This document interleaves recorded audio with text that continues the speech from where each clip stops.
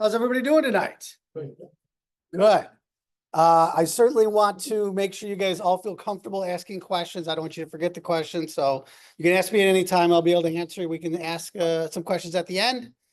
So I am Daniel Hebreard, the president of the Forest Preserve District. Everybody knows all 7 board members? What? You guys are watching? I know you can. Don't cheat. So I'll give you a little background on myself. I'm a lifelong DuPage resident. I was born at Good Samaritan Hospital over in Downers Grove. Thank you. Downers Grove North alumni. Went to University of Illinois down in Champaign-Urbana. This is a good one to tell the in-laws. I got not a Parks and Recreation Management degree like everyone else called it, but I had an honors degree in leisure studies. They got real cute for a short period and decided to change the name. So I'm a leisure studies graduate. And I always like to say I graduated with honors because I wore the leisure suit while I was bowling. But no, we actually, I loved it. I did an internship at the Oak Brook Park District. My first job was down at the Palos Heights Recreation Department. This is where I met my wife, and worked out in Yorkville for a short time, and actually started at the Forest Preserve District of DuPage County in 2005. But I'll back up because I told you I met my wife. I'll give you a brief history. I love Naperville. I built a triangle around it. So I grew up in Downers Grove. Our first home was in the DuPage part of Aurora. And now I live in Woodridge. So, you know, I'm really close all the time to Naperville. And my wife is a 24-year teacher in Plainfield School District 202. She's in her 3rd year on the school board, District 68 in Woodridge, which is the best school district in Illinois with 6 schools in the exemplary category 2 years ago and 5 out of 7 this past year. And this summer, when they do the solar project, 95% of all of their energy will be from solar panels. Pretty good stuff going on in District 68. So it's pretty awesome. So she's on the school board. In addition, I have 2 children. My son is a sophomore at Downers Grove North High School. And my daughter Leah is at the grade school, Meadowview. And so very excited, love Woodridge. We're going to be there forever, I think. And I started as a park ranger. So I was telling somebody, I think a few of you might have heard, but I was a park ranger from 2005 to 2018. I actually got promoted to senior ranger in 2007. I went back and got my master's in business administration so people would take me serious and not just be about leisure. In 2014, I started a union for the park rangers. The Forest Preserve Board was taking away some benefits for the employees, and I disagreed with that. And I thought we should do a little bit better paying our people. We took about 3 years to get that first contract done, and I thought I could do better. So I ran for president then. And it's just the way everybody draws it up. No political experience, running against an incumbent in a county where we hadn't won in 80 years. And I got outspent 15-1. And on election night, I was down 3,500 votes. Whoops.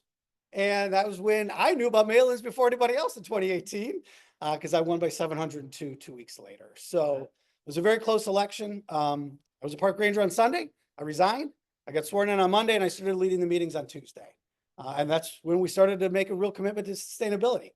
My wife and I have solar panels in our home.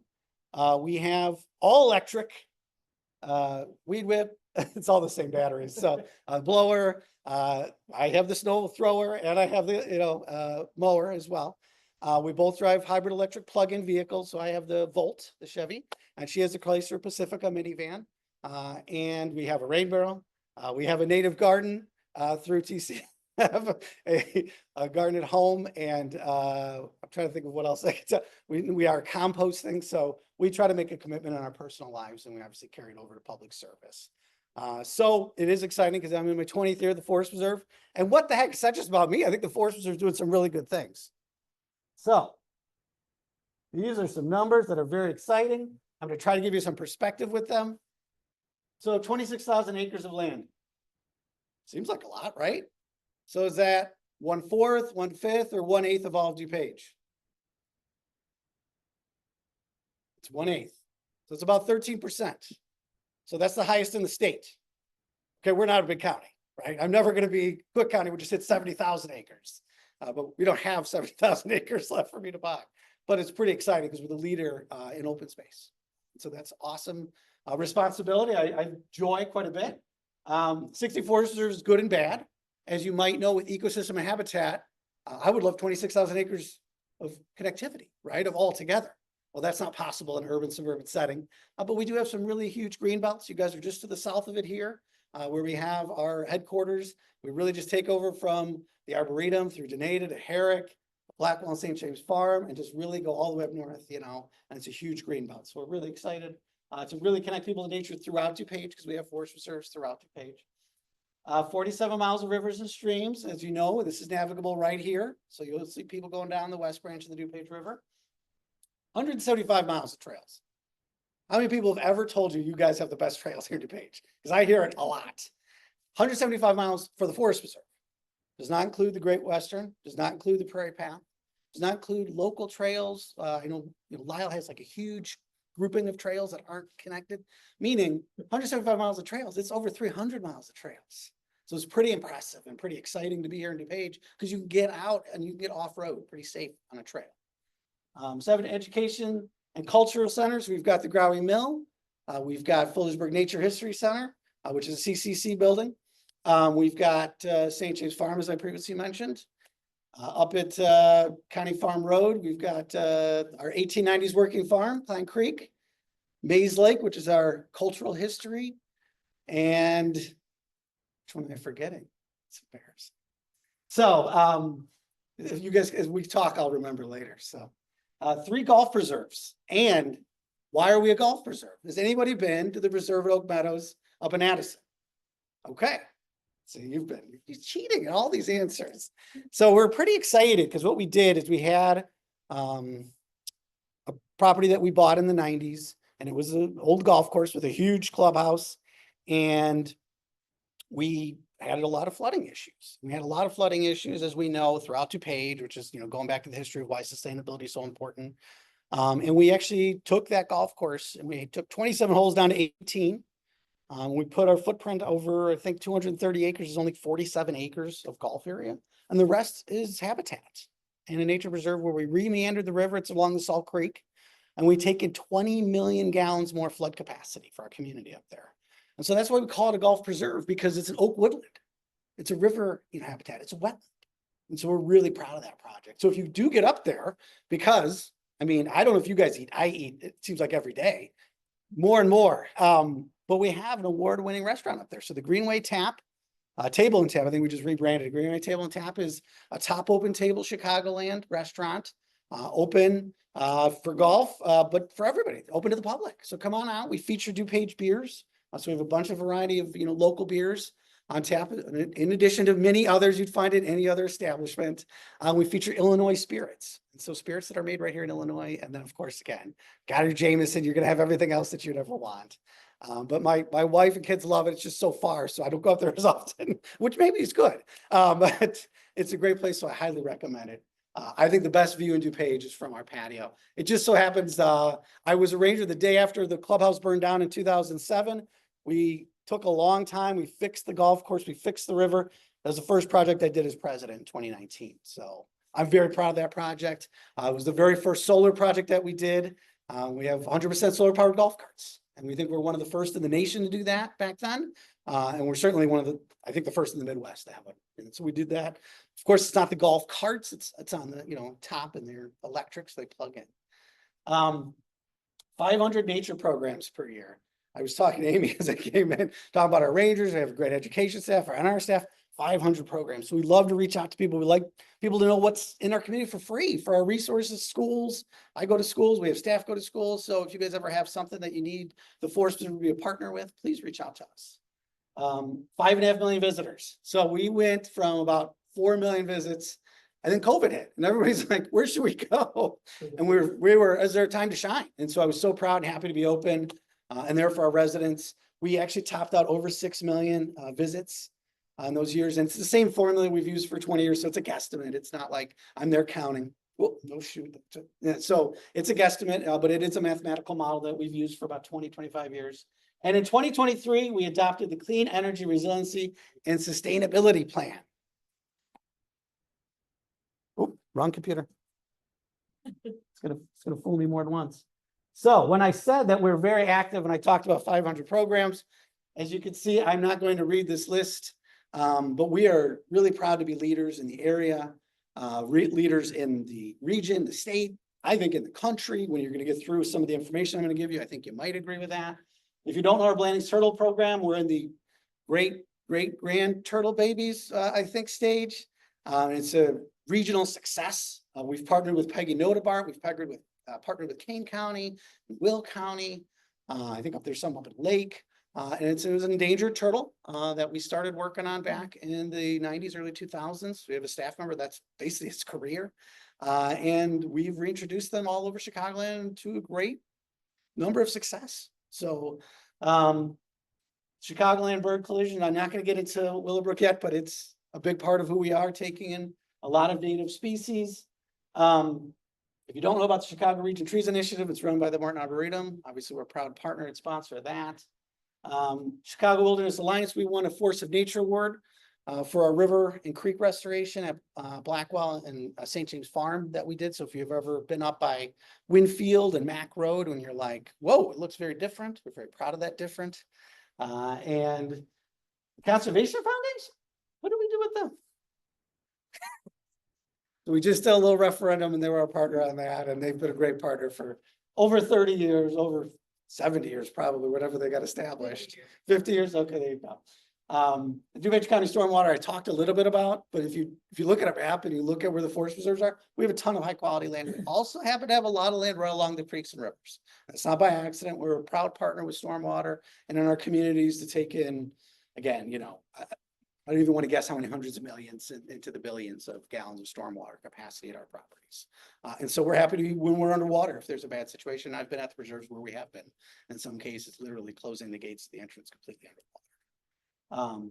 So we work with all these groups throughout Chicago and throughout Illinois. I'm actually the president of the state association right now. So all the forest reserve conservation districts meet kind of like 3 or 4 times a year. We get together.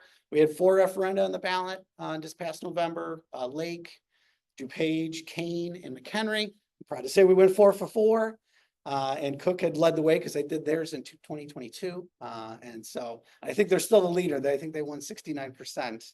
We did 63%, so we're pretty happy with that and excited about that. So could talk all day about the different partnerships, but we love working with everybody in the community. I did it again. See? So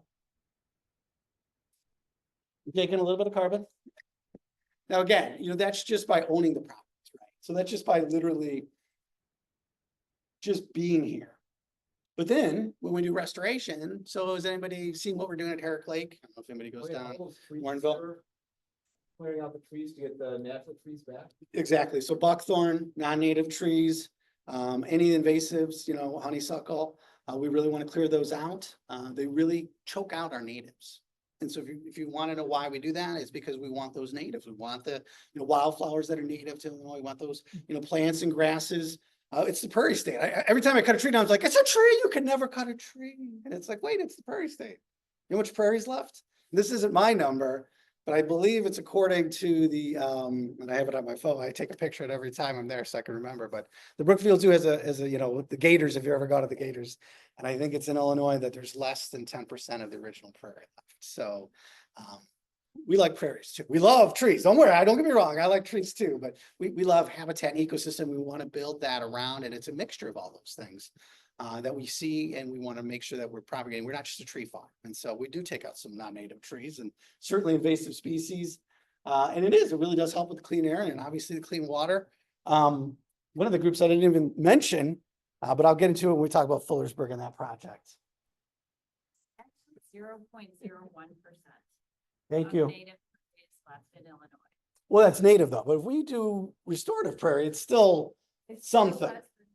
I know, I'm just, it's something, but I know, but yes, and that's what, so if you imagine DuPage and it's, you know, 26,000 acres of forest reserves, those are mostly all ag. So it's not native. I mean, excuse me, it's not remnant. It's not, you know, 1,000 years old. It's a couple hundred years old or 100 years old or 50 years old, but I don't want you to get down about that because we're recreating some really high quality habitat, but it's true. Think of a clear-cut county and we're rebuilding that. And one of the things we're rebuilding is where we have massive inefficiencies and low quality water. So if you didn't know, dams choke out rivers and they choke out the life. And when I say that, there's no oxygen. So I mean literally choke it out. The dissolved oxygen in those areas where you have dams is incredibly low. And so we're proud to partner with the DuPage River Salt Creek Work Group. You guys are Nest. You guys know about DuPage River Salt Creek Work Group? Yeah, good. So the DuPage River Salt Creek Work Group was started 20 years ago when the feds came in and said, creeks are awful here. They are the lowest quality around. We are going to have you guys build like $150 million worth of water treatment plants. And we're like, oh, cool. No. And they actually pushed back and said, what if we actually tried to fix the rivers and did the water quality that way? And they're like, give it a shot. So DuPage County, first in the United States, had a plan to actually improve our rivers and streams and creeks throughout DuPage. And we've done it. We are incredibly improved. We're meeting metrics that people did not think we would meet. And so it's remeandering rivers, it's introducing native plants, it's, and taking out dams and impoundments. So we've removed 8 dams and impoundments on forest preserve properties and adjacent throughout the county with the partnership of DuPage County Stormwater and the DuPage River Salt Creek Work Group. And that's a really huge thing for water quality. So when ag was here, what's perfect is a straight river because then it, gets all the areas, when you need the water and get them all wet. It's terrible because it's straight. So when you get to a flood, guess what happens? It goes really fast and it doesn't slow down because it's just straight.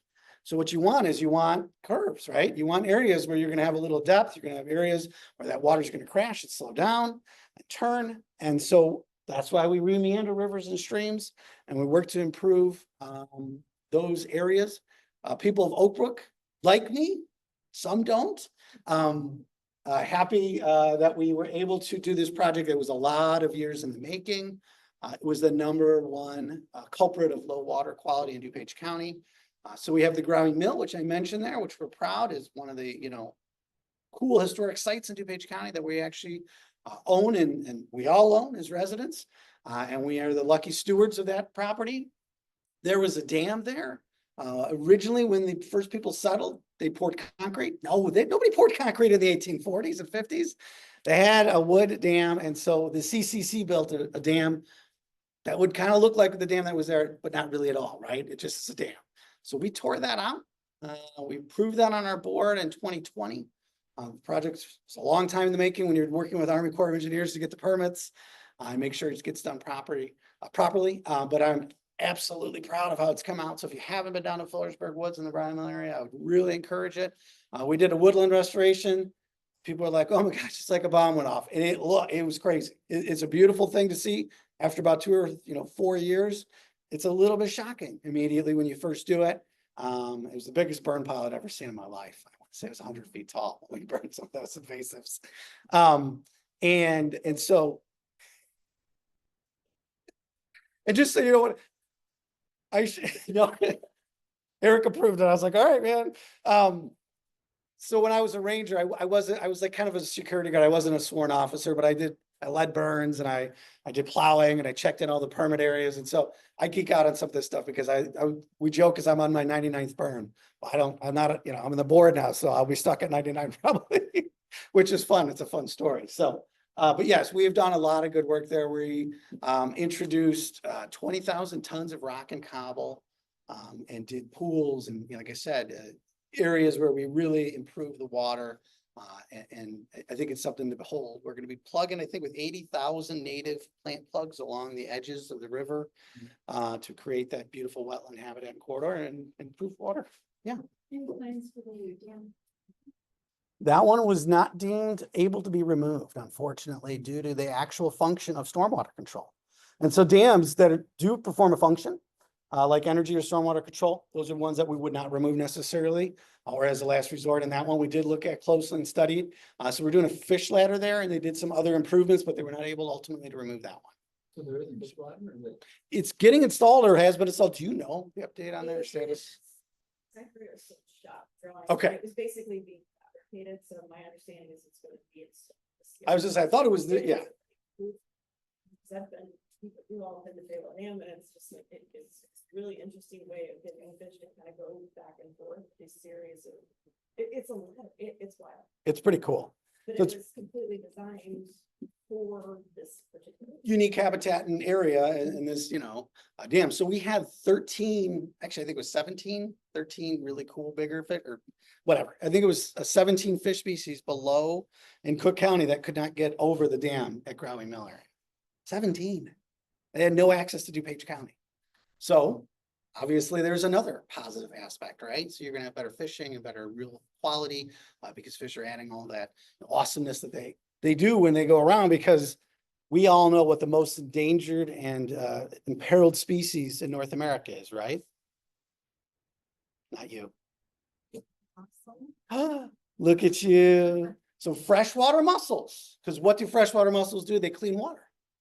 And so the freshwater mussels on our rivers and streams were basically pillaged for buttons and completely removed. And so one of the things that we do at the Forest Reserve District of DuPage County is propagate freshwater mussels. So we're the only ones in the state of Illinois committed to the large capacity that we have. There's about 25 facilities in the United States, about as large as us. Not the seabirds. That's invasive. And so they don't do well in rivers and streams. They do well in really sedentary water. And so they do well in more pooled, pocketed areas like, ponds or lakes. So definitely not, only native. Proud to say we've had thousands and thousands of mussel releases.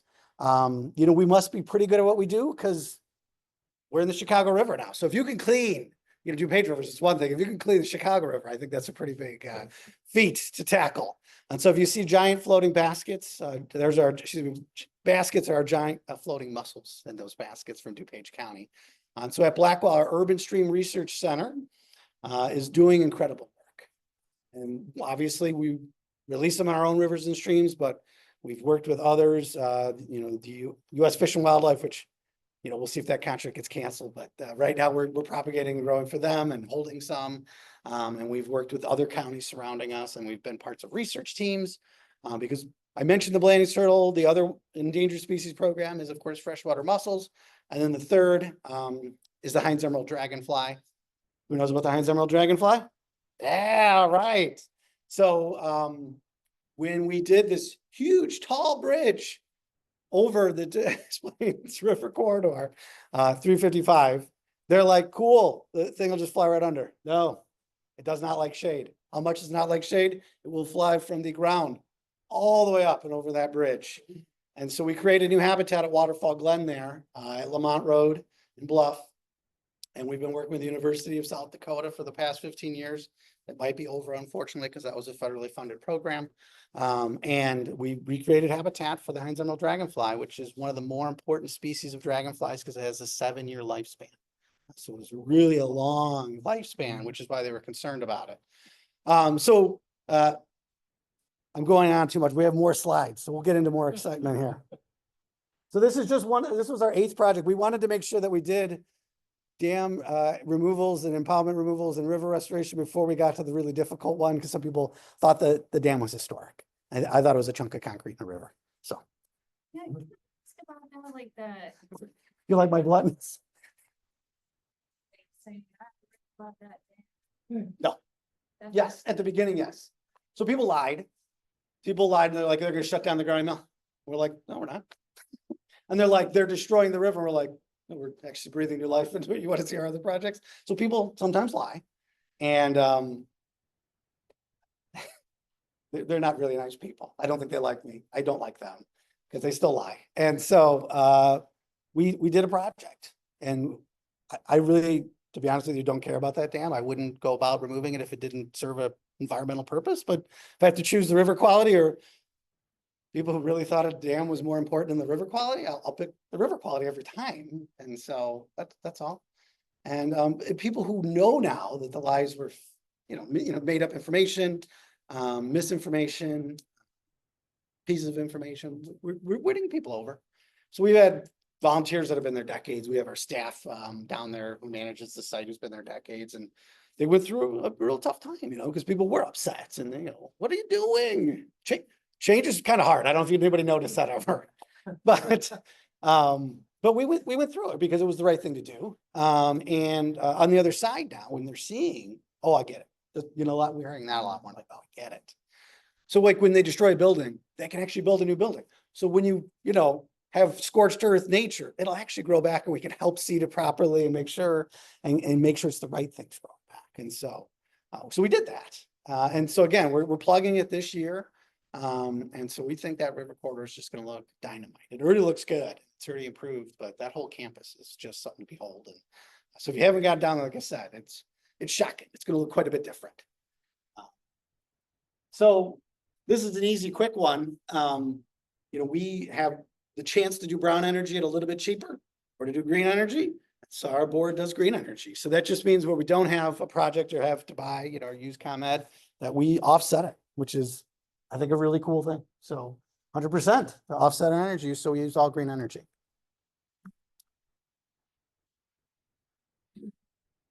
So I kind of like solar panels. It's been said.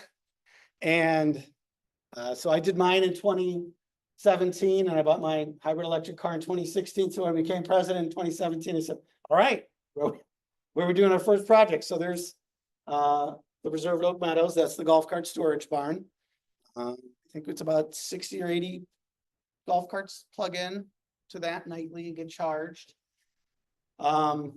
We did our fleet building. It was the last project the previous president had completed. And so it's not really optimal for solar because he didn't care. We didn't study it back then.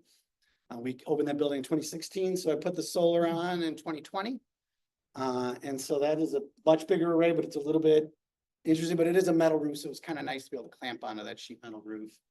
That's our oldest small one that was actually done fully federal funds about 15 years ago. And that's at the NADA. So if you're familiar with our horse farm, that's what I forgot, the horse farm at the NADA. See, I told you guys I remember. And then across the street, is that where your headquarters is on the west side? That's the next slide. Is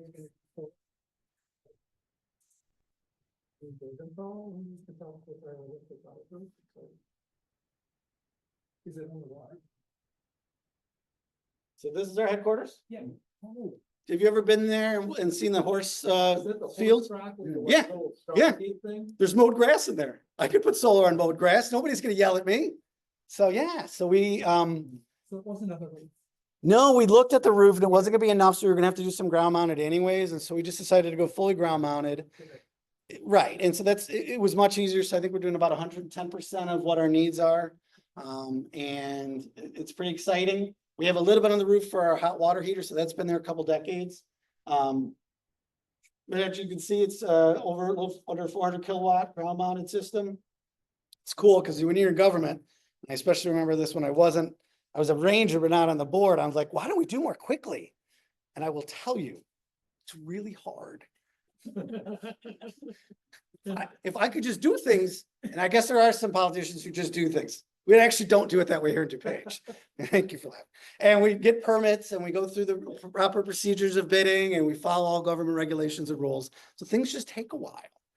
As I mentioned, the dam removal, you know, we approved in 2020. It took a few years. And so we approved this a year ago. And I was like, is it gonna be done this year? And they're like, we think so. It's gonna be done at the end of this year, 18 months after I approved it on the board. So it'll be this fall, it'll be going in, and then we'll be doing a ribbon cutting next spring. So, but I'm really, excited about it because it's a great opportunity. We may have missed our window. We were supposed to get it, I think, about a 6-year payback, a 6-year payback, which is an incredible investment, of course. Because nothing, I mean, I love doing trails, but the trails are just happy smile payback. Nobody pays me back. But it was gonna be 6 state and ComEd incentives, and of course, President Biden did some tax incentives. I don't pay taxes at the Forest Preserve. I pay him as president. Don't worry, my wife and I pay taxes. But as a Forest Preserve, government agencies don't pay taxes to the federal government. So what he actually did is they said, you file a tax form, we'll pay you money. So it's a pretty cool thing. Again, I'm not counting on it anymore, but even if it's a 12-year payback, is it a good investment? It's a great investment. It's an investment in our community and our future, and trying to show leadership to others. So I'm really excited about that. We're doing a small project, $40 million up at the Grounds Natural Resources. I can't do anything cheap either. I'm just going to tell you right now. 2017 dollars. I wish everything would stay the same because after COVID, everything got way more expensive. So it's very expensive. It's utilities, it's everything, but you're going to go up there and it's the people who take care of our trails. It's people who take care of our 26,000 acres, our natural resources team. So we have about 80 employees working out of trailers right now. We do have some room in an old building. The campus up along Mack Road, where we built our fleet building, we have a gravel area. We have a building that's 100 years old. We have another building that's 80 years old. We have roof leaks. We have infiltration from wildlife. We have a floor that literally we used to park trucks on, and it's 2 weeks, so we don't put anything on it anymore. It's embarrassing. So it's an expensive project. Came in, we'll get the bids this Friday, but we're estimating up to 40 million, but we're gonna do our seed processing. Instead of in a room that doesn't meet fire code, or instead of a trailer, because that's what we're doing now. So it'll be an appropriate building. We looked at Naperville's, their park district and their municipal buildings. We looked at the arboretums. If you've seen the new one they did right off the highway there. And so we're modeling that. But again, we have vehicles sitting outside rusting instead of, being overnight inside. We have inefficiencies where you have to pull out vehicles to get to the equipment because you don't have a pull through. So we're excited about it. We're going to have a cistern. That's going to capture about 80% of our water needs. So it's going to capture all the water from the roof. So we're really excited about that. Where is this? So this is up off of Mack Road. And it's right where our fleet is and right where the guard resident is, the ranger. And the dog park, it's kind of right by that. It's right by McKee Marsh. We just did a little different trail loop so we could do it there. She wanted to see the campus and the building. And so we're actually out to bid, like you said, we'll get the bids Friday. So keep your fingers crossed for me. And with all the tariffs and stuff going on, we're like, I don't know what's going to come in. So, but we want to get that done for, again, 80 full-time people who count on us. And they take care of 175 miles of trail. They take care of 26,000 acres because that's our natural resources and grounds teams. But that's also going to be covered in solar completely. So we're really excited about the cistern because that'll be our first foray into that. And of course, the solar is a great investment always. So we're really thrilled. We are exploring floating solar. So it is not unique. There are places around the world that have floating solar. I talked to my NR guys and I'm like, where do you guys want this? They're like, nowhere. And I'm like, really? Come on. And they're like, we've got one ditch area right next to ComEd substation. I'm like, well, that would be the one. So we really don't have very good options, right? And most of our places aren't going to be close to a substation. Most of our places, we want high quality water.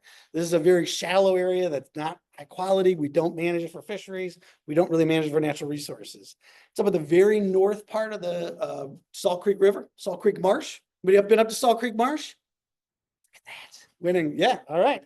So Salt Creek Marsh, you literally go by ComEd. There's a huge substation. There's industrial complex. They just built the new I-90 corridor up there. And so it's kind of a perfect storm of why we could put something there. It's about a 5 megawatt system. We'd feed right into that power station. But there's fencing, so we're still looking at it. It's not a slam dunk, but we like to be creative and we like to push the needle. So we've got a good board now, so don't worry. I mentioned this, and I think it's important just because, sometimes it's the big things, sometimes it's the small things. So these were done, over 20 years ago. And so we were really excited to try to do different things, and our team pushed the envelope. And so as you can see, 5 different sites, we have some small solar arrays that are just for, hot water heating systems. And, back then there was no incentives and there's, very little return, but we wanted to show that leadership. We wanted to try to, be effective out there and do some things differently. And that's one of those things that's been out there and I still think it's very proud of. So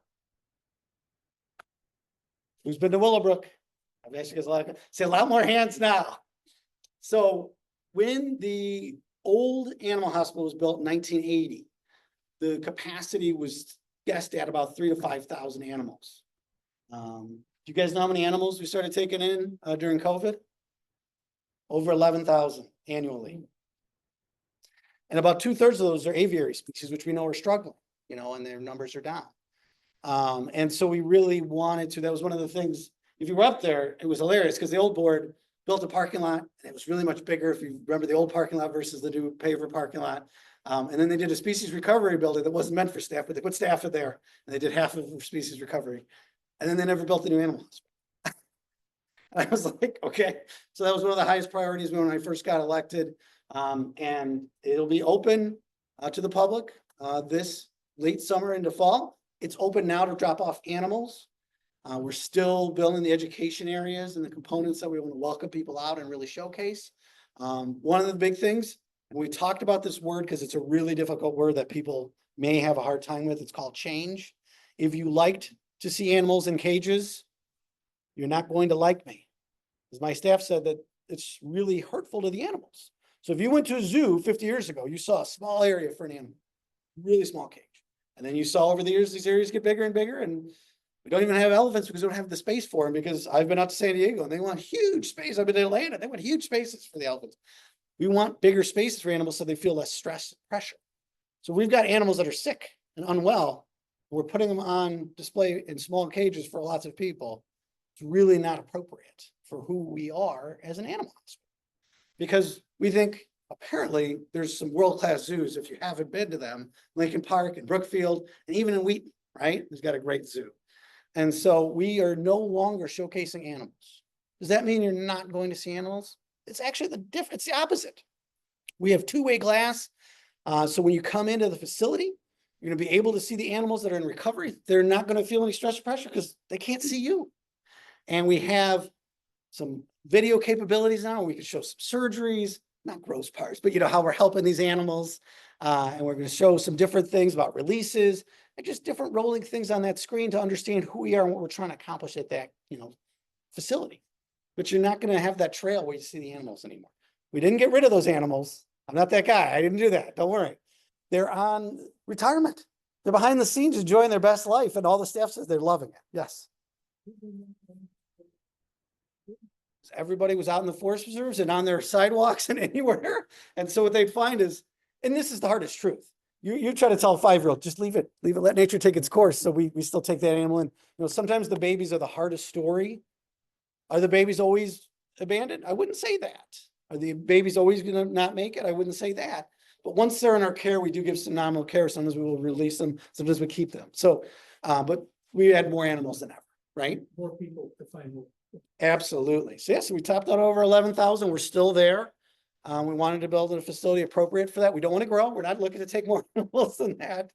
But the cool sustainability part of this is it's a net zero facility. And one of the things they told me was it's actually going to be better for the animals. Because when you have a typical HVAC, it's loud, right? The heat goes on, you hear that, the boiler, your thermostat, whatever. And when you have geothermal, very quiet. So we obviously don't have a huge campus there. If you've been to the campus, it's fairly small. It's one of our smallest forest reserves. So we went down. About 400 feet, I believe. So the geothermal's gonna have heat pumps and cool pumps, and it's already running. We're thrilled. The staff is in there, as I said, it's just not quite over to the public yet. But we anticipate it being a tremendous success, and you can just see the solar. So there's solar ground mounted over here, there's on the buildings, and then of course on the new hospital. And one of the reasons too, again, it's not open, is this old animal hospital is going away. So you're talking about a 40-year facility that has seen its useful lifespan. So that's going to be outdoor recovery area for animals. And so we want to make sure that we get through all the phases before we welcome everybody back. And there's no construction out there. There's still the beautiful back 40. So if you like to walk in the path in the back, we've done some minor improvements to be able to have better interaction with nature, hopefully to see them healthy in their own habitat. Over here is the new buildings for the aviary species that can actually be big enough for an eagle. We used to have, spaces big enough, and then we didn't, because again, the standards changed on those things. And so we had to build a bigger facility, but we're very happy to take in an eagle, but we've got a lot of hawks. We've got a lot of owls. And again, the permanent residents are actually in that facility too. So if you remember the birds on the inside, they're living their best life in retirement over there, and don't feel that stress and pressure from human interaction any longer. So pretty exciting. That's huge thing, and I know our community loves it. And just so you know, we've rebranded DuPage Wildlife and Conservation Center. I don't know if you know this, my sister-in-law worked at Willowbrook High School. If you know this, I live in Woodridge. Right next to me is Willowbrook Community. So when you don't live in DuPage, you might think Willowbrook, wait, what's Willowbrook? Or we don't know. But if I tell you, so it's the DuPage Wildlife and Conservation Center, you're going to probably guess it's in DuPage. They work on wildlife and conservation. So we thought, boy, that's a really good name. And it's still at Willowbrook Forest Reserve. Everybody's like, you can't take that away. And I'm like, we didn't. Everybody can still call it Willowbrook. We just want people to know outside the community.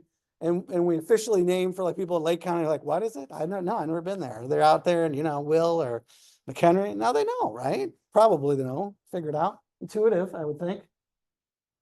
This one is surprising to some people. You're among landfills. If you didn't know that, we have multiple landfills here in DuPage County. I didn't do it, so don't blame me, all right? I inherited them. Okay, they were all closed by the time I started as a park ranger. And they were all capped. And cool thing was, we actually leading the nation. Actually, is it on this one or is the next one? I won't get to that one. This one, we're leading the nation too. But we have the largest tree farm. So I lied earlier, I said we don't like tree farms. We only like it one place where there's a landfill. Then we're okay with it. And so there's two species of trees. One of them's native, one's non-native, but we wanted to see which one would work better. But we have 8,500 trees, a little under 15 acres, as you can see. And they've treated over 20 million gallons of leachate. And leachate is the water that goes through that land. Okay, and that land is getting that heat from the landfill. It's getting, potentially any kind of minor leakage, anything. And so that leachate we have to capture. And it used to be hauled off site, to a water treatment facility to be treated properly so it didn't go into the groundwater, right? So capture it all there. And instead of capturing it, the trees drink it. But no trucks, we're taking it off site. So our goal is to get to 100%. We're not there yet. We're still taking some off site, but we're really proud of this program. We're leading the nation. So it's a pretty cool story. I don't remember that. It's a great question. I can get you that answer, so just email me. Well, so I'm actually going to do that. I'll talk about that on the next slide. There's potential at some it's just not a good fit because it's about slope and about soils. And so you get nerdy on it. There's probably not going to be a Blackwell, but we have a much better leachate capture system there now. Yeah, we just did that. That's why there was no snow this winter. I got very lucky because the tube hill was closed because we were doing the improvements to the leachate system. And so the no snow really kind of helped me. And with climate change, we don't really have as much snow as we used to. So this is what we're doing at both Green Valley still. And it's actually, we were one of the first in the nation to capture the gas. Because if you remember, they used to just burn it off, right? You just see the thing burning. And so we started capturing it, Green Valley. And it's funny because I remember the sign, it said we'd stop in 2018. Well, we stopped at Mallard, but they didn't stop at Green Valley because they're still operating. They're operating about 40% capacity, I think. So they think it's worth it. We think it's worth it. It's our partners really doing the work. We don't really do that actual specific work. But it's really cool because EPA didn't require it when they're like, wait, this is a really good thing. Why is it just happening here? So then they required everybody, when you do a landfill, you've got to capture that gas now and use it. There's no reason not to. It's very dirty, so it's very inefficient, but you clean it, you use it, it's better than burning it off. And so we have a gas to energy plant at Green Valley Forest Reserve. So if you go up to the cleverly named Scenic Overlook, it's not on the top of a landfill, it's a scenic overlook here at DuPage. Don't worry about that 200-foot slope. That's natural. And no, but you can see the city skylines. It's a beautiful view. You can see in the fall, beautiful colors in the trees. So we've done July 4th fireworks. And yeah, it's capturing that gas, and they're using it. We're doing something good with something bad, and it powers 7,500 homes. So what is it doing? Is it for electricity? What is it doing? Powering 7,500 homes. It just goes to comment. So it's like natural gas. Yeah, it's nothing. So it's instead of Nicor's gas, it's that gas. Correct. I think it. Goes to the house Correct. and they burn it. Yeah, it actually gets treated on site there and it turns into wind turbines and stuff. And that's what this is for. So that you have a compressor, you have the methane gas, and then, you have the package here, the heat recovery. And so, yeah, and they're just trying to go right to the power lines. So it's just going to the power lines like everything else would do. Okay. So it's not, I'm sorry, so it's not Nicor. No, it's to energy with the power lines. Okay. Apologies for the. Is that building all that equipment pretty expensive, or is this the official? Oh, way before my time. So I would give you just a guess on this one. I'm guessing it was expensive, but the landfill is just pure profit. You take an area, you're basically just taking people's garbage and they pay you a lot of money. So all that stuff's been there since 1995. Yeah. So if you want to come out, it's open on the weekends, May through September. And so it might be October, I think.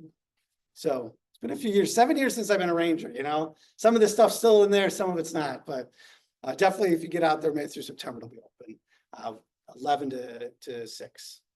And that's just at the edge of Naperville, Woodridge. That's where we come together. I just live right on the other side of Green Valley Forest Preserve. And so again, we did have it at Mallard Lake. It stopped. It wasn't quite as efficient, what is high production as Green Valley, but we're still looking for partners. We've been looking since 2018. We'd love to be able to, utilize that, but as like anything, it's the pricing a little bit, right? Who wants to get into the market? Well, it's a free market. It's not, just our choice. We have partners, and so we have to get them into the market to want that gas. And so, but we would love to do that. It's something multiple staff have worked on with me. It's a good story from a bad story. We have a tree farm there that's the largest in the nation. We started, collecting that gas, again, one of the first in the nation, and it's now required by the US EPA. So. And this is something that if you don't know, it is awesome. And we've started this decades ago. So 95% of 170 vehicles are powered by alternative fuels. We started with liquid propane. I had a vehicle that ran on liquid propane. We've had compressed natural gas, E85. We have used biodiesel. We're one of the original founding members, or at least one of the first members of the B20 Club. We use biodiesel. And then people are like, it's going to go bad. We're like, really? What's going to happen? Like, well, it's really bad. We don't know yet, but it's change. It's that word again. And so we bought a bunch of extra filters 20 years ago. Well, biodiesel's cleaner. We don't even need the filters. And so they have filters. I think they're 20 years old. They're like, dang it. So we have a tractor. I think our oldest piece of equipment is from 1970s. It works on biodiesel. We have partnerships with 7 government entities, the county, because it's out in West Chicago. There's a West Chicago Fire Department and the school district, the buses, huge fire trucks, they all run on biodiesel. There's no problems. So you don't switch out anything. It's just the same. Only thing in the winter is diesel, so it doesn't, get as warm. So sometimes we switch just to regular diesel, or you put an additive in. You got either choice. And so we've been a member of that for 20 years. And the best part about biodiesel for Illinois, it's a really good story because we have a lot of farmers, and we have a lot of farmers who grow soy. And the best part, unlike E85, which is such a weird mixed up kind of competitive, biodiesel's the waste product of soy. So they're going to throw it out. And instead, they use it to make biodiesel, which is much cleaner burning. And there's no downside. They make money. So who loses here? Nobody. So it's a great story. So, and it's a bridge. We'd all love to see something that had 0 carbon emissions, right? And it's not there, but it's better. And there's even B100. I tried to light a fire once with B100 because when we do the torch mix, traditionally your torch mix is diesel and regular gasoline. And so we usually started using E85 because that's all we had. We didn't have regular gas. And then we have biodiesel, and we burn fine. And then they're like, all right. And it was me dripping the torch, and they gave me B100, which is 100% biodiesel, no regular diesel in there. And then, E85, and it wouldn't light. So basically what I'm trying to say is you have, and I'll just give you an example. If you've ever seen a fire start, you have a bunch of leaves here, and you try to maybe, they're off the path. So you've got this area that's not going to burn your limestone path or your blacktop path. And so you're burning here to go into the woodland or go into the area, and you drip out a little bit, and then you light it. You have it a little wick lit, and it sparks. And the B100 wouldn't light because it's that clean. So we don't use it to burn anymore. We only use it in the summer, like our gas mowers, because they're not operating in the winter. So why not use B100, right? So it's pretty cool. So I've had some state senators and state reps out to see our new facility because, again, it's state of the art. With solar on top, it's even cooler. But yeah, our farmers got a little incentive because we don't want to stop the program, and it's a really good thing. Everybody wins and they make money. So we want to make sure that there was just some tax incentives that they had previously to make sure the program kept going, and they did. And so it's a great program. And we have now electric vehicles. So I'm proud to say that I put our first charging stations in Atenada. They're just for staff. Staff keeps making me wait for the state or federal program. They're like, we can't do it. Our budget's too small. You can't do it all. Because there's the free ones too. So if you go out to like the mall and you see the ones that advertise, and you get a free charge. Can you imagine pulling up to the forest with this beautiful nature and there's this huge advertising? No, we can't do that. So, so I can't do that. And so, yeah, I would love to. And I've talked to, Sean Casson and some of the state leaders, and there's some plans have been bandied about, and you have to have the right leadership in place at state and federal levels to really want to support that, but we'd be a proud partner. Because one of the things they talked about was running energy down, 22nd Butterfield Road, and we have a ton of preserves and parking lots, so I'd be happy to partner and do that. But we did install a charging station in Dana for our two Bolts, Chevy Bolts, and now we have a van. We started buying the Lightnings. I think we're up to 6 or 7 all electric vehicles, so we're keeping this going, we hope. And we were #1 in the nation. The whole country, #1, green garage in 2024. And we've typically been over the last several years, #2 small fleet, #1 small fleet, number 30 in the nation, 10 in the nation. But we've #1, the green garage in 2024. So it's really cool. But that's why I'm here, because nobody knows. People are like, your PR team stinks. And I'm like, did you see the cicadas? We're trying. A lot of people look at the federal and state stuff. Okay. So besides the cicada stuff, and I talked about it a little bit, I'll just mention it now because it's my awesome plug, in my opinion. We did a 21-minute video with the Conservation Foundation, okay, called Muscle Matters. Okay, it's not Muscles Matter, it's Muscle Matters, because we propagate and grow freshwater mussels at the Urban Stream Research Center for the past decade, and we want people to know about the program. Again, there's one of 25 facilities in the whole country that are this committed, meaning this size, large amount of mussels. We're the only ones in the state of Illinois, so we've partnered with, again, U.S. Fish and Wildlife. We've partnered with so many different groups in the state of Illinois. So we did a 21-minute video about river quality and why it's so incredibly important and why freshwater mussels play the most important role in that process. So we are doing releases. We've had some showings. We will make sure it's available on our website, but we want people to get excited because when you just put it out there, people be like, oh, I'll watch it later. So we did some showings to try to get people together to see it. We're at 7 international film festivals. So you have to, put your film in and people have to pick it. You don't get to choose to be in the film festival. You have to, ask them. We made 7 and we're really proud of that. We're over in Czechoslovakia. That's why I can say international. And then there's some environmental film festivals out in California, Colorado, and around the United States. So, so that's a pretty cool thing. And so if you like the cicada, 90 seconds, 2 minutes, you'll love this. It's not quite as kitschy and fun, but it's very informative and it's right here at home. It's right here. Yes. We do. We do. Which is unbelievable. Yes. And you guys could do a tourist nest. You guys could reach out. Oh, A tour, The Urban Stream Research Center, our high-tech, one of a kind. I was just there with Bill Foster. And he thinks he's really scientisty. And I'm like, look at this, Bill. Guys, we should do that. It's so. Urban Stream Research. My wife will be there with her Girl Scout troop this Saturday. So you guys reach out to me and I'll put you together with the team. But we do tours. We do, like I said, reach out. We're happy to be a partner. We might be able to do half and half or something. If you have a group of 30, it might be half and half, like 15 and 15. If it's 40, we might be able to do 20 and 20. It's a small facility, right? You didn't even know it was there, maybe. It is. So do you know where the archery range is and the small sunfish? Yep. So that's what we do there. So we have the Heinz Emerald Dragonfly housed, our part housed out of there.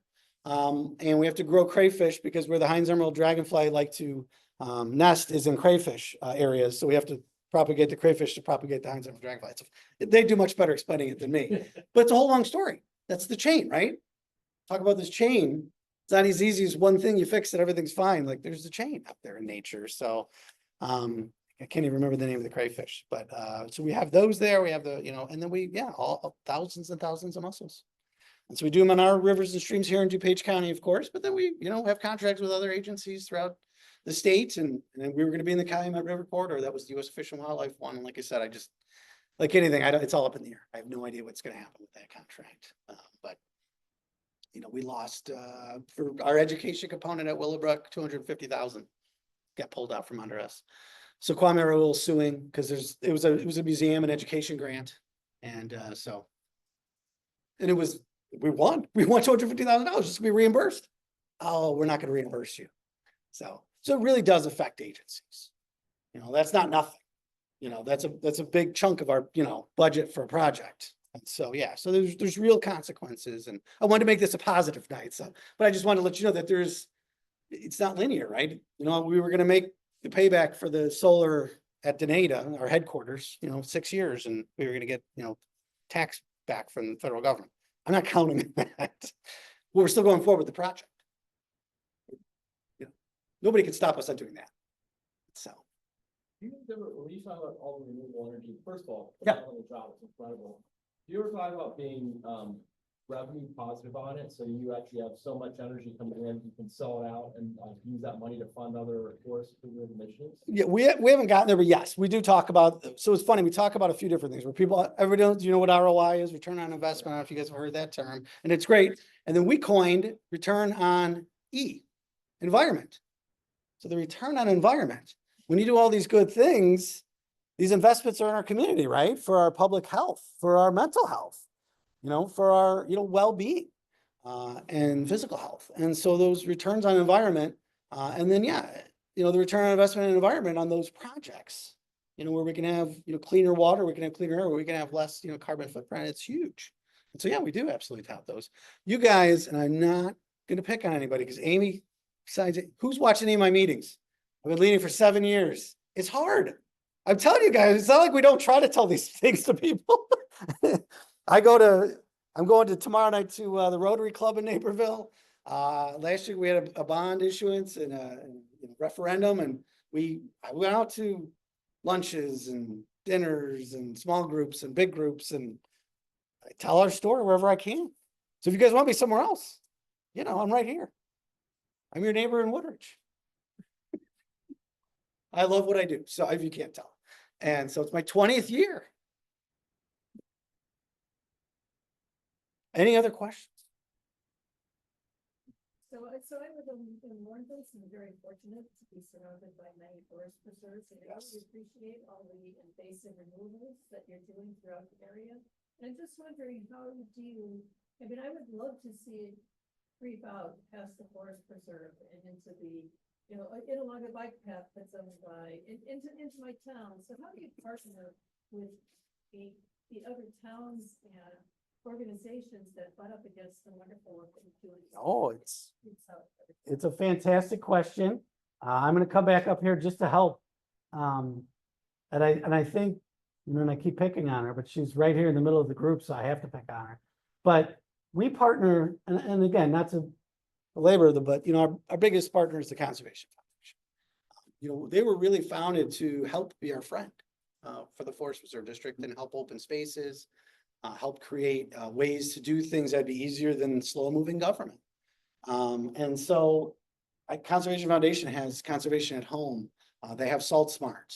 They have River Sweep. They have these different projects, and they tell the DuPage mayors and managers, and they tell the DuPage mayors, send us your staff. We want to help educate them. But you have to want that change. And if you go someplace and you see just salt everywhere because people are like, that's what works. It doesn't. It's a waste. You want the appropriate amount of salt in the winter to melt. You don't want $100 bag sitting on the ground being wasted. That's a waste of $100. So that's what Salt Smart is. And then guess what? It goes into our sewers or goes into our rivers.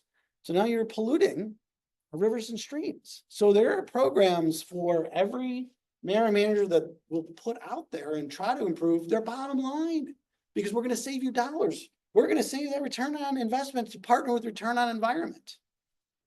And we do that when they ask us. So we had a home project over here. It's a Pulte project, if you're familiar with it, right by Denata headquarters. It was the old Nokia building. It was very expensive. I couldn't afford it. I don't think to buy it. It wasn't for public sale anyways. But people were initially like, can't you buy it? And they're like, the product's already going forward. We're not going to buy it. Can we make it better? So we said, we don't use coal tar, ash. We haven't used coal tar in our blacktop or our sealants in 15 years. Can you not do that there? They're like, yeah, we can do that. And we're like, can you get rid of all these invasives? Because they give us the list of all the, we're like, can you get rid of all of them? They're like, well, what do you want? And we give them all the things that are very comparable financially, but native. All right, we can do that. We just keep going. Can we have a bigger buffer for our, native wildlife in our area? Because it's really by sensitive, nesting habitats. And they said, yeah, we can do it. So they just kept saying yes, because Naperville stood forward. So when you looked at the zoning committee and that first proposal went through, they listened to the Forest Preserve. Because that's our voice. I don't give out permits. I can't stop a project. But I can be heard. And our staff responded and they said, we want you to do these, 9 things. And they gave us 8 of them. And the 9th was an impossibility because it was an animal study that was going to be, just literally decades in the making and it wasn't going to work. But, we asked for a lot. And the zoning committee unanimously voted it down. And then unanimously, when the changes came back, they voted yes. And I talked with multiple members of this, council, and they were concerned. They didn't want to support it either. And I told them, I'm not here to stop that project. We wanted to make it better. And so that's what we did. And so we work with, IEC, Illinois Environmental Council. We work with, the open lands. We work with the Arboretum on the Chicago Region Trees Initiative. And we want more, trees in our urban landscape. Do we have as much of an urban landscape at DuPage? Not as much. We have some. There's some concern, but it's really about Chicago, Cook County, other areas where maybe ag, you didn't even realize that, maybe it's more even, areas where there's just so much ag that you need some wildlife. So there's a lot of good things happening and a lot of people working towards these. And I mentioned the group I'm the president of, we call it the alphabet soup, the Illinois Association of Conservation and Forest Reserve Districts, the IACFPD, that rolls right off the tongue. So we meet, we talk about what they're doing, what we're doing. How can we be better? How can I challenge you? How can we challenge me? How can we be partners? Illinois Association of Park Districts, that's our hood. But we work with park districts all the time. The Naperville Park District's been a good partner. Know Mary Gibson well, and my old college roommate's your director of the parks. Don't get me in trouble. Say nice things about me. Tim Quigley had to survive me 2 years. My wife survived 20 plus, so she's doing well. But yeah, we work with park districts throughout, the areas. We were down at the conference in Chicago. We all meet, not just Forest Preserve Conservation, but all the park districts. And we won a bunch of awards for the work the Forest Preserve's doing, with the cicada video and some of our wraps that we have on our electric vehicles where you tout some of the animals. And the Illinois Clean Energy Community Foundation, they gave us a $2 million grant with that net zero project at DuPage Wildlife and Conservation. The Prairie State Conservation Coalition, we're very lucky in northeastern Illinois. There are over 100 counties in Illinois. Do you know how many have Forest Preserve and Conservation Districts? It's like 20, 25. Amy, do you know the actual number? It's very low, very low. You get out to, we've got Byron, which is great. They've been a good partner. We've got where Rockford is a great partner. We've got Champaign County, but you look at other, as you get further west, as you get further into central and southern, there's just not. Now, if you're lucky enough to have some federal lands, some state lands, right? Because we don't have a lot of federal and state lands in DuPage, right? We've got a state park up there by Pratt Wayne Woods. If you're not familiar with it, it's called Pate Phillip Park. It used to be Tri-County. We share it, which is why it's Tri-County with Cook and Kane. But that's it. And so, we do have some federal lands that are pretty high quality if you paid attention, but Fermi's got beautiful areas. So, and Argonne's not bad. Argonne's much smaller, but those are federal lands to local lands when we got Waterfall Glen Forest Preserve. And so that's why we were able to manage that and welcome so many people out. I know. I got to talk to staff. Dang it. And no, that's it is good.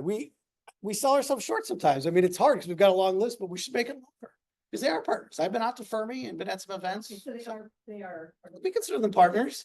I'm not super happy with Argonne. They didn't treat me very well, but I'm not going to get into that tonight. But if you guys have been down to our new parking lot, they told us, you guys because they wanted us to let them build 100% extra power because they were some small project that they needed 100% redundant power. And we said, sure, we need a parking lot. They're like, we might be able to put that on our property. We might even be able to pay for it. Guess what happened? I put it on my property and I paid for it. So, but they got what they wanted first. It was amazing. That's how big government versus small government goes. But that being said, they are a partner. We have trails that interact with Argonne, of course, because some of those trails are actually their property.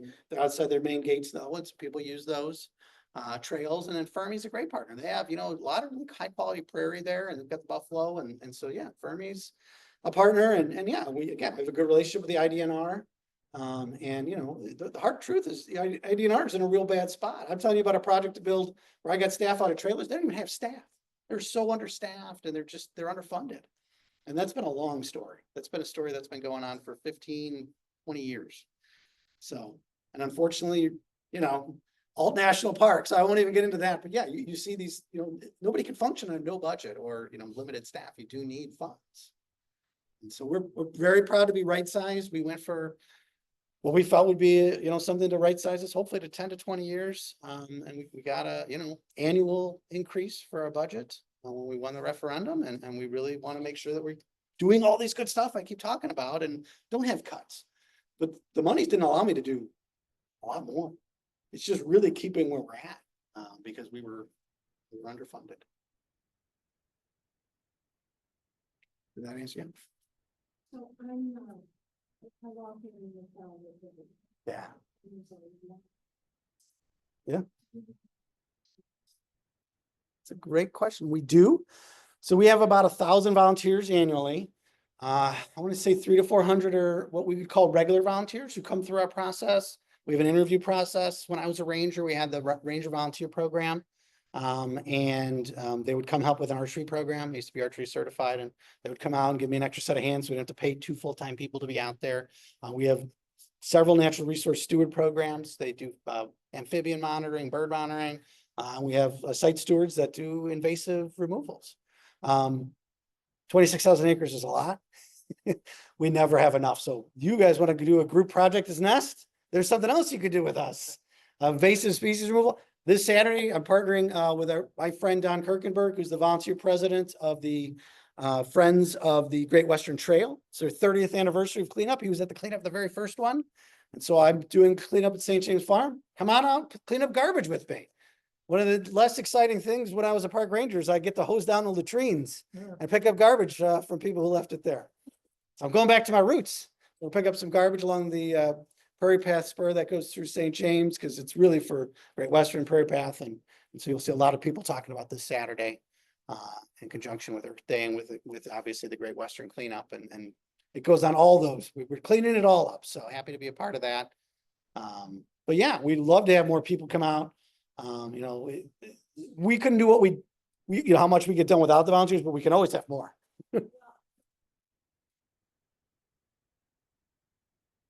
Yeah. We have people who pick up garbage. We have people who do natural resource, you know, cleanup.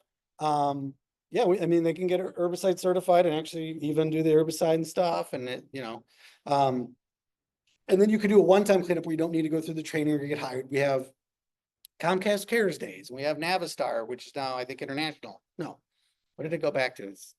Yeah, got it. Thank you. And so they, you know, they come out and do a cleanup day and they donate to our friends. And so we have corporate partners and we're trying to reach out to more.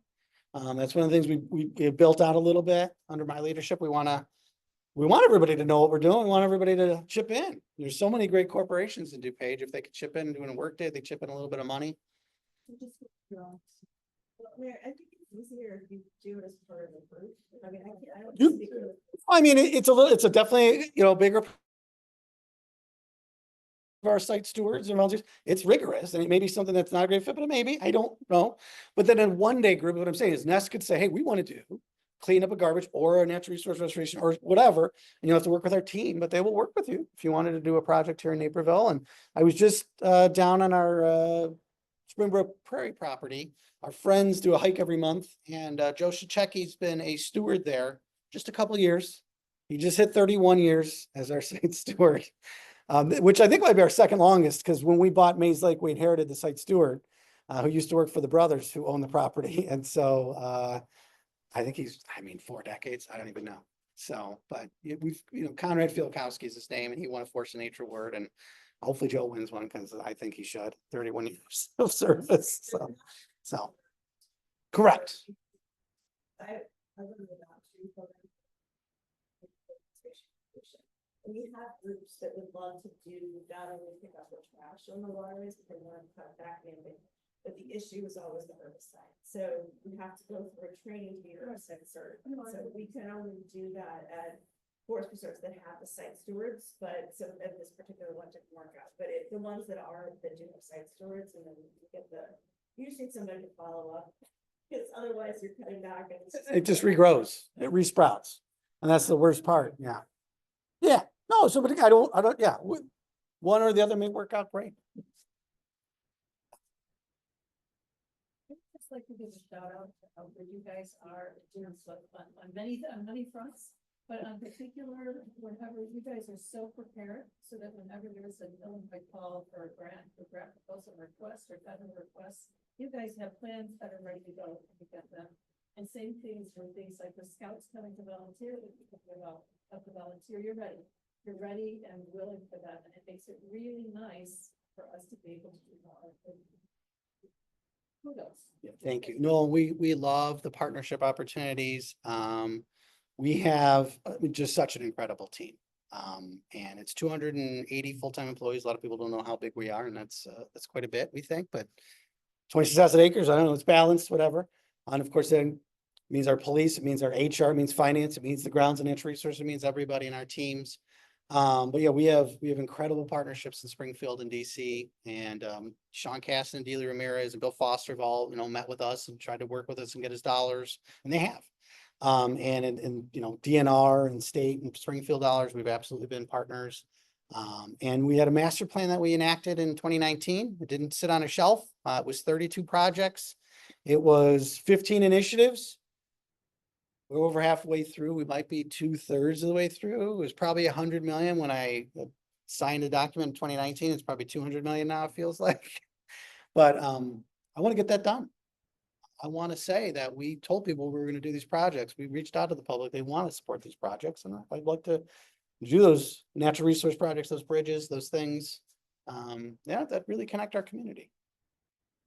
Do you have any advice for like, if you talk about a master plan and getting things done in terms of this, like, because I think it sounds like you have an appreciation for like the political system and getting things through. But any thoughts on like, if there's an initiative that we're trying to get through, like, I think Kathy mentioned building codes and there's other things, energy, but just like thoughts on just how to kind of come at. Yeah, well, it sounds like you guys are doing a great job of having a groundswelling of support, which is a huge key component to that. I could tell you, people really get excited about community, politics. I don't know that you'll ever see my building as busy as you'll see the Naperville City Council meetings when you have cannabis on the docket or you have something else on the docket.